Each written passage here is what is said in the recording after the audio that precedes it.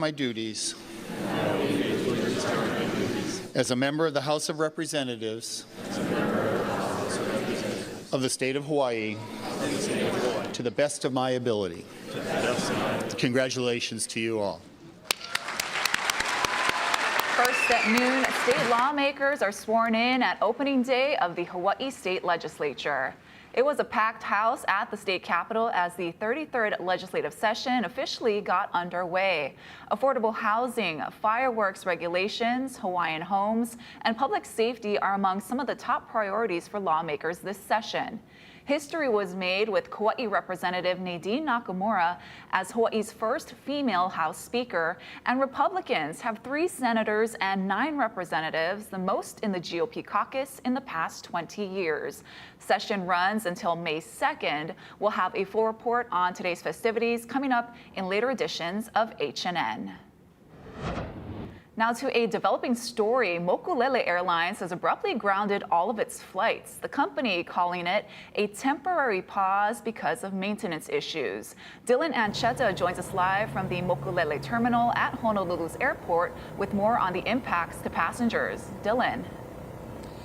Thank you so much, Ashley. Yes, Mokulele announced that they were temporarily putting a pause to all of their flights earlier this morning, and that really threw some passengers for a loop. And this especially impacts passengers and residents on those smaller islands, including Lanai, remote parts of Maui, and of course Molokai. Now, according to the company's website, all of Mokulele's flights were paused out of an abundance of caution due to a maintenance issue. Some passengers got wind of this, not directly from the company, but through word of mouth and other news outlets. At the Mokulele terminal, we spoke with some passengers who were told there would be one flight leaving today, and we actually saw that flight depart a short time ago. Now, it wasn't a Mokulele aircraft, but another plane that was possibly chartered by the company to get passengers where they needed to be, and we were actually told that flight was for medical priority passengers. We also spoke with Auntie Lori Buchanan, who was here on Oahu for the opening of the state legislature. She says that these cancellations impacted the ability of one council member to attend today's festivities, and overall they don't know exactly what they're going to do and how they're going to get home. Here's what she said. We were expecting our councilwoman from Maui to attend, and other supporters from Molokai, so there's quite a few number of people that was supposed to come over this morning. So safety is always paramount and a priority, so I'm glad that they're taking steps if that's the issue, but we don't even know what the issue is. Now, we have yet to hear from a company spokesperson, but I did get in touch with the company's call center, and at last check, the person on the other end said there were no openings on flights between today and January 20th. Now, passengers say they are, the workers are being as accommodating as possible, but at the end of the day, they say it is still frustrating to deal with these delays. Of course, for those who fly Mokulele frequently, they are all too familiar with these delays. We'll continue gathering more details and bring them to you in later editions of Hawaii News Now. Live at Honolulu International Airport, Mokulele Terminal, Dylan Ancheta, Hawaii News Now. Hello, Dylan. HNN Investigates has learned that the State Department of Law Enforcement Director Jordan Lowe is stepping down. As director, there were multiple controversial issues that he faced. Last year, in a civil lawsuit, he was accused of ignoring sexual harassment complaints a sheriff deputy made against the department's former deputy director. Also last year, 3 separate criminal investigations involving 9 sheriff deputies were opened, and one of the suspended deputies was later found dead. The DLE has not provided an official reason for the resignation. Meanwhile, Governor Green has already announced his replacement. The governor says HPD Major Mike Lambert has been picked for the post effective February 1st.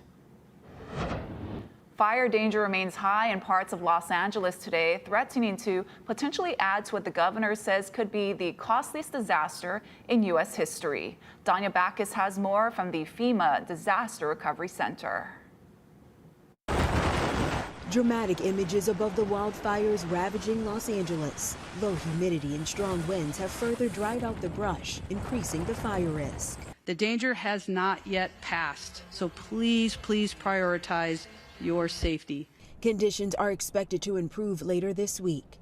Residents who've lost homes and property are urged to register with the Federal Emergency Management Agency, which has received more than 53,000 applications for help and distributed $12 million in basic needs. This FEMA Disaster Recovery Center is helping residents who've lost vital records like birth certificates and Social Security documentation.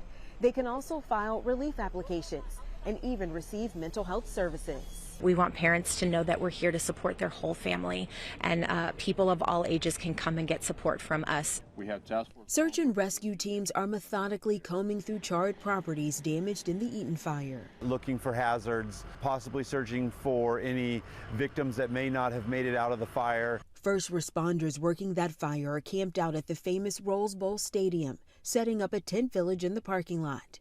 Volunteers are feeding breakfast to National Guard members assigned to the Palisades fire.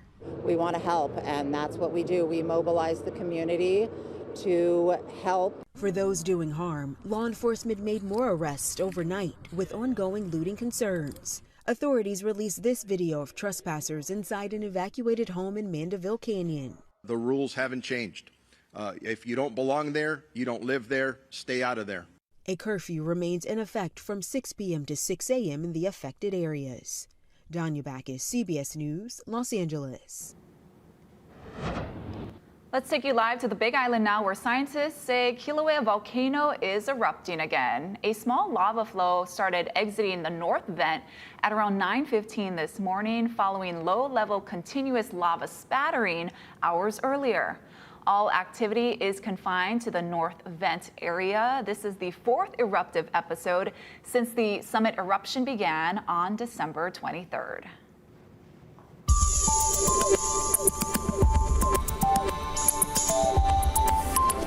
And of course, with Kilauea erupting, fog is of concern over near Hawaii Island and the rest of the island chain as well. We do want to show you your H&N exclusive fog forecast. This is courtesy of our friends at UH Manoa. You can see right there the fog model with these trade winds we have right now, keeping most of the fog south of the rest of the island chain, but higher concentrations expected near Hawaii Volcanoes National Park, along the Kona coast of Hawaii Island, and over near Hilo as well. But as we're going into Thursday and Friday, we're expecting a shakeup in the weather pattern. You can see the fog plume goes from being west of Hawaii Island to blowing up towards the north. We're expecting weaker winds as a cold front approaches in from the northwest, which could cause higher concentrations of fog. Coming up in my full forecast, I'll give you a breakdown of that shakeup in the weather pattern and the chance for isolated thunderstorms and scattered showers. Thank you, Drew. The nurses' strike continues at Kauai's largest hospital. More than 100 nurses walked off the job at Wilcox Medical Center yesterday morning after contract negotiations ended without an agreement Monday night. It started the day after the Queens Medical Center reached a tentative deal with its nurses and several months after Kapi'olani nurses ratified a new contract. Wilcox nurses say they're assigned 6 patients at a time compared to Oahu nurses who care for 4 or 5 patients. This strike is so important because we need our nurses able to take care of patients safely, to be able to give our community the quality care that they deserve, and give them the time they need with each patient. In a statement, the hospital said no services are disrupted by the strike and leaders are willing to negotiate in person every day for as long as it takes. The 3-day strike is set to end Friday morning at 6:59 a.m.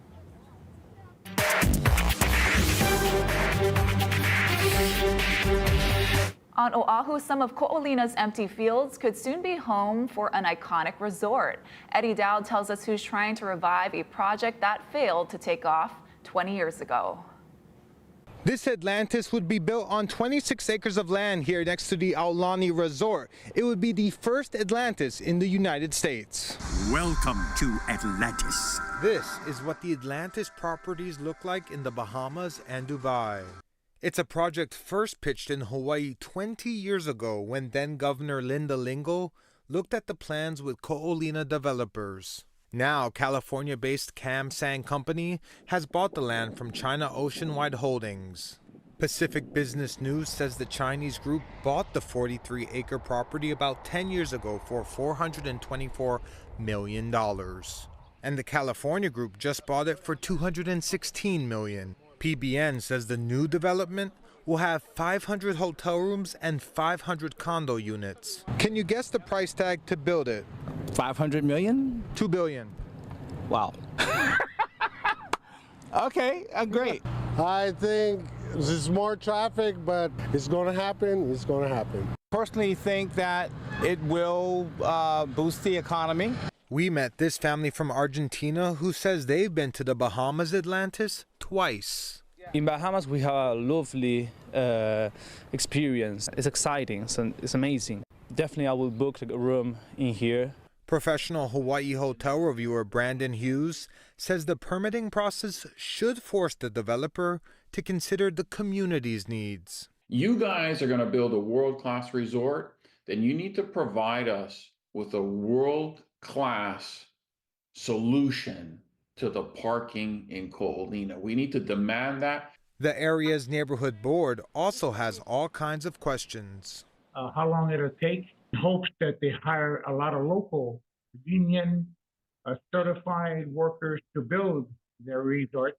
H&N reached out to Ko'olina Resort master developer and is waiting to hear back on the next steps. But in a news release, the company said its goal is to build out Ko'olina, ultimately generating about $10 billion in economic impact and more than 40,000 permanent jobs. Eddie Dowd, Hawaii News Now. President Biden will deliver his final address to the nation tonight from the Oval Office, capping a political career spanning half a century. He's hoping to seal a legacy that has been overshadowed by Donald Trump's return to the White House. The primetime farewell, which will air at 3 p.m. Hawaii time, comes 5 days before the inauguration of President-elect Trump. Meanwhile, a half dozen of President-elect Trump's picks to head up his administration are answering senator questions as part of their confirmation process, including his pick to be the U.S. Attorney General and Secretary of State. Natalie Brand has more from Capitol Hill. At her confirmation hearing, President-elect Trump's Attorney General pick Pam Bondi made this promise about leading the Department of Justice. Politics will not play a part. Democratic senators pressed the former Florida Attorney General, who also represented Trump during his first impeachment trial, on her independence. You'd be willing to resign if ordered to do something improper.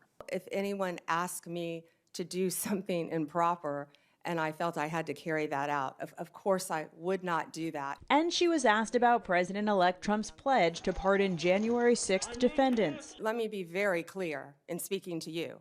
I condemn any violence on a law enforcement officer in this country. Bondi's confirmation hearing is one of 6 Wednesday. Secretary of State nominee Marco Rubio testified about what he views as one of the greatest threats to the United States. If we don't change course, we are going to live in a world where much of what matters to us on a daily basis, from our security to our health, will be dependent on whether the Chinese allow us to have it or not. That's an unacceptable outcome. Rubio was also asked about Trump's interest in taking control of Greenland and the Panama Canal. The Chinese basically have effective control of the canal anytime they want, because if they order a Chinese company that controls the ports to shut it down or impede our transit, they will have to do so. In another hearing room, John Ratcliffe made a case to lead the nation's top spy agency. Collecting the truth, intelligence, critical information, so that American people can be free. Their freedom and liberty are dependent on the CIA doing that job and doing it in an apolitical way. The flurry of hearings tees up the Senate to start voting on confirmations as soon as Trump takes office. Natalie Brand, CBS News, Capitol Hill. Ahead on This Is Now, Honolulu Crime Stoppers need your help solving some cases. We have your weekly crime roundup in 2 minutes.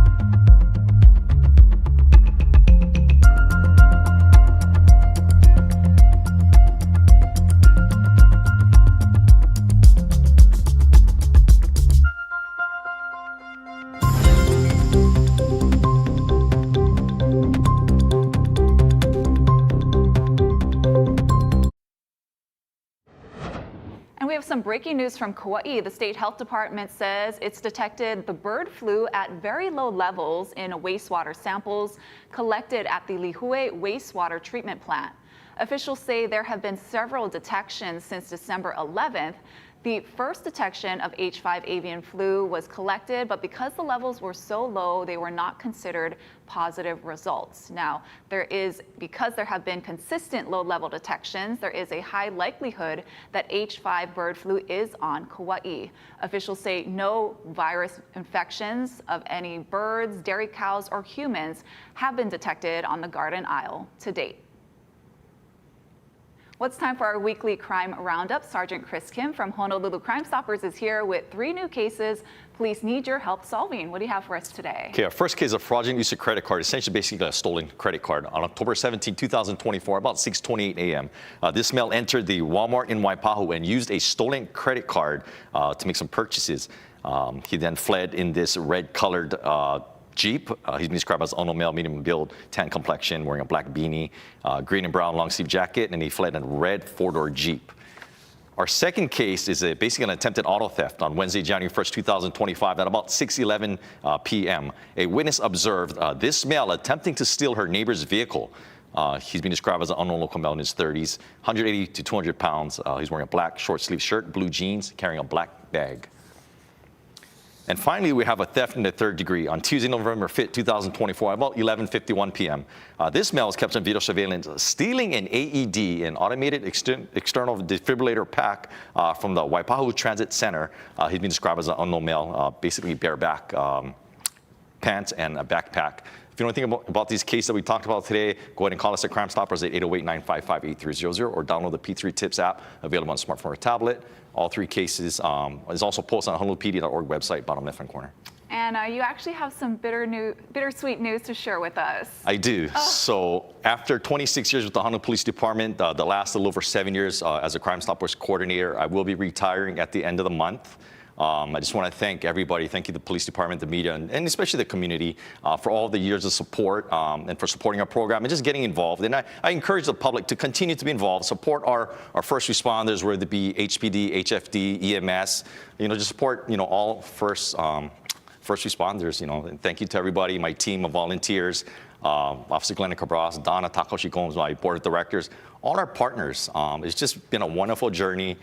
This is straight out of college. This is what I've done pretty much my entire adult life, and it's been a huge blessing. But on to another chapter. I have another career that I want to pursue, but just thank you so much. But this won't be the last of me. I'll still be here and there. People still see me around, but just thank you so much. Thank you to H&N. Of course, we wish you well, and we know you're going to do great in whatever you do, and we just hope whoever fills your shoes, they're big shoes, they're as kind and compassionate and committed to working with us to protect our community. I agree. Thank you so much. Thank you. Thank you. All right, we're going to have more news in 2 minutes.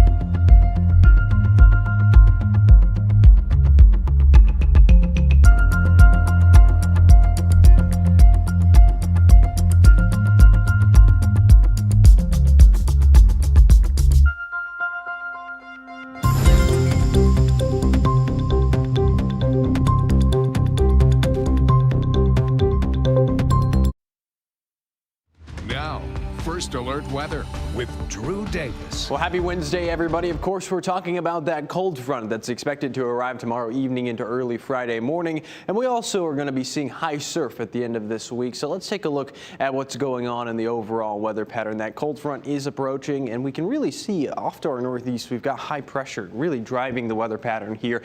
It's causing gradually weaker trade winds. Today is really the last day of the trade winds that we're going to be seeing across the island chain, and an increase in overnight showers. That cold front is going to be approaching from the northwest tomorrow evening, bringing scattered showers and some isolated thunderstorms as well. Right now, it looks like most of the rainfall is going to be well to the north of the island chain and also over the eastern half of the state if it does make its way further south. So let's break down our futurecast. This is Thursday afternoon. You can take a look up to the northwest. That's where the front starts to move in. Notice all of the heaviest of the rainfall is off to the north and northeast, but as we go into Friday morning, you can actually see some of the impacts starting over the eastern half of the state. We even could see some of the isolated thunderstorms over Maui County and Hawaii Island. So we're watching this very, very closely. You can also see in our first alert windcast, this is affected by the approaching cold front. Right now, like I said, we've got an overall easterly flow, the trade winds from that high pressure off to our northeast. But as we go into Thursday afternoon, you start to see the impacts of that front. We've got southerly winds ahead of the front as it's getting closer to the island chain, relatively weak.